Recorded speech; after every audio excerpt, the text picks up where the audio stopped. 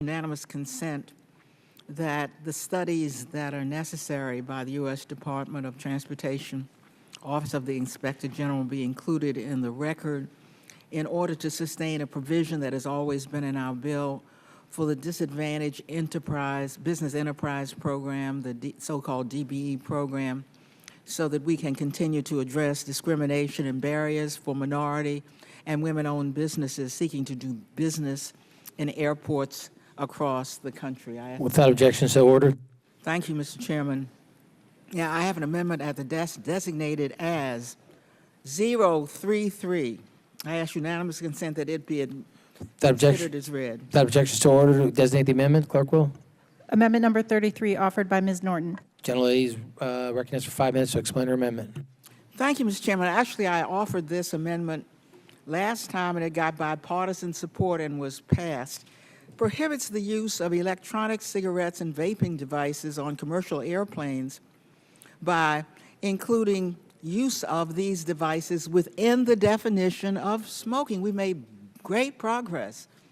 There's no smoking in this room, for example. Smoking tobacco products on commercial airplanes has been banned for years.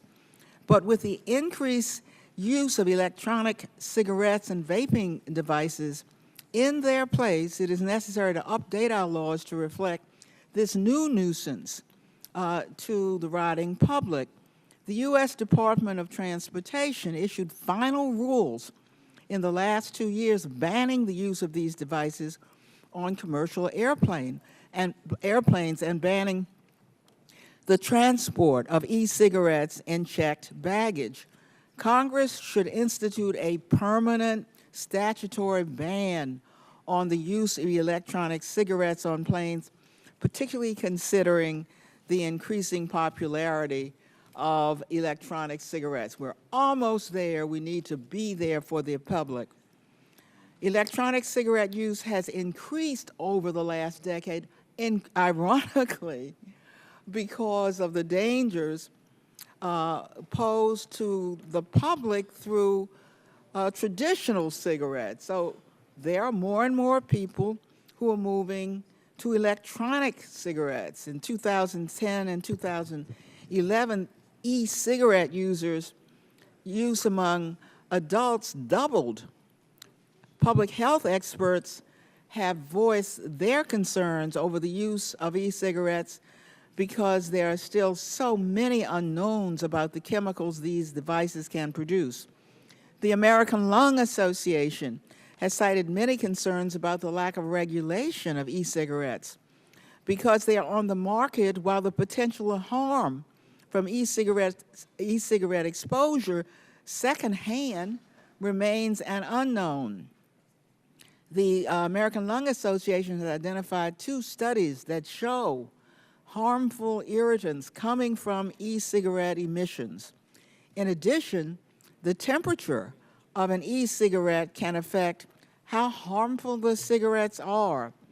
But with no configuration standards, it is too difficult to uniformly assess the health effects of smoking e-cigarettes. Now, mind you, we're talking about on airplanes.